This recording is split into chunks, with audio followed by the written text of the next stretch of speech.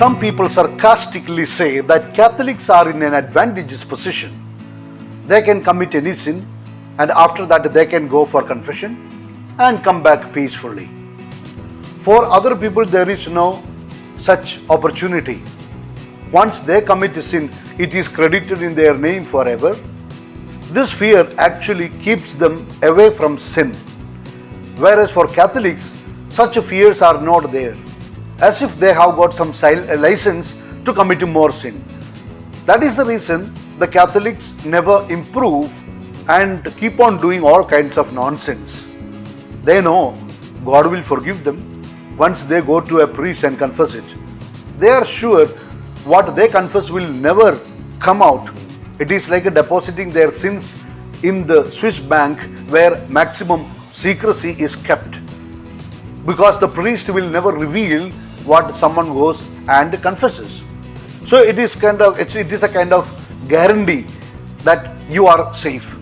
Confession secret helps people to commit more sin and get away with.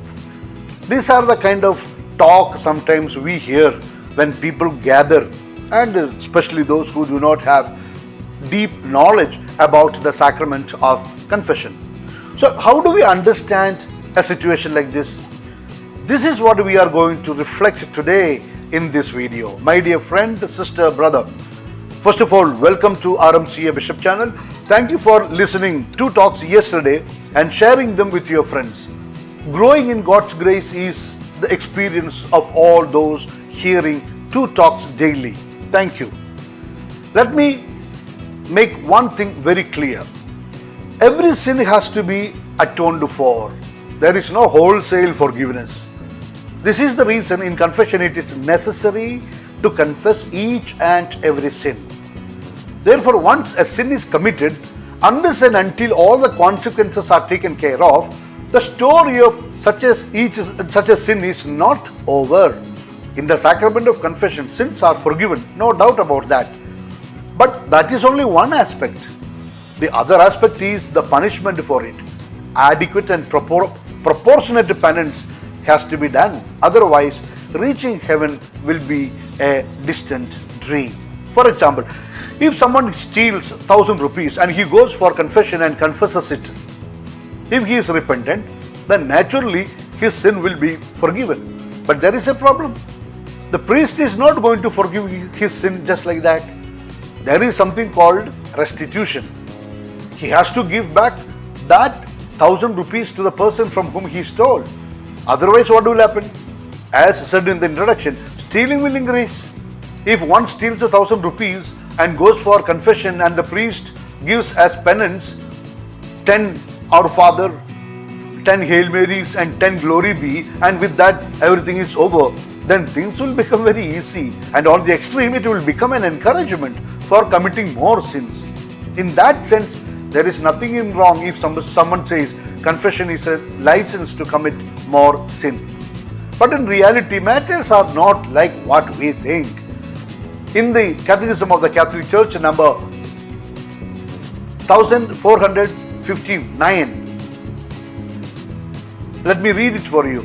One must do what is possible in order to repair the harm. For example, return stolen goods, restore the reputation of someone slandered, pay compensation for injuries.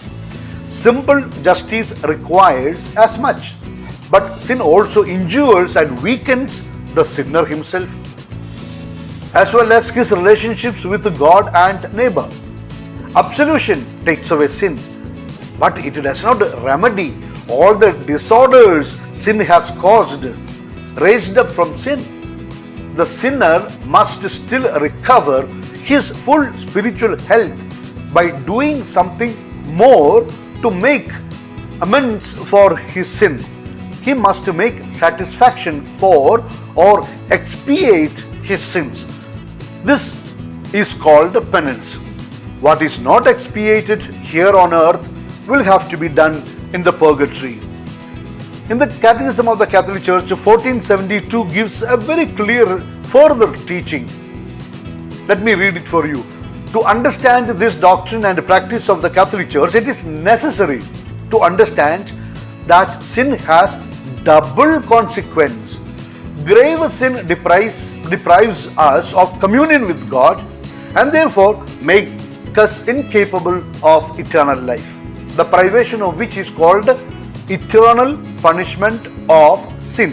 On the other hand, every sin, even venial, entails an unhealthy attachment to creatures which must be purified here on earth or after death in the state called purgatory. This purification frees one from what is called the temporal punishment of sin. These two punishments must not be conceived as a kind of vengeance inflicted by God from without, but as following from the very nature of sin. A conversion which proceeds from a fervent charity can attain the complete purification of the sinner in such a way that no punishment would remain. Then we can say the story is over. So the confession is not just a license to commit more sin, but it is a process through which the faithful try to attain eternal life. So remember, the sacrament of confession is not a joke. Of course, for jokers, everything is fun and a matter of sarcasm. We can ignore it once we know what the sacrament of confession is. That's all for today, my dear. Kindly send this talk to your selected 5 friends who can appreciate and benefit from it. A soft reminder to all our RMCA Bishop channel listeners, please hear at least 2 talks every day. Automatically the quality of your spiritual life will improve, as you can already feel it. Now I am going to give my blessing for you and for your family. Just now, trusting in the mercy of God. Tell God what blessing you need today. You will get it. My blessing is only to help you to receive the blessing you need for today from God. Okay? So here we go. May Almighty God bless you and your family. In the name of the Father and of the Son and of the Holy Spirit. Amen. Kindly look at the screen of your mobile now and see if the word subscribe is still in red color. If so, please touch it and change its color. Before you listen the next talk, please share this talk with the 5 people whom you love. Thank you. Once again, God bless you. Wish you a good day. Yours humbly in the mission of the church, Bishop Franco Mulakeri.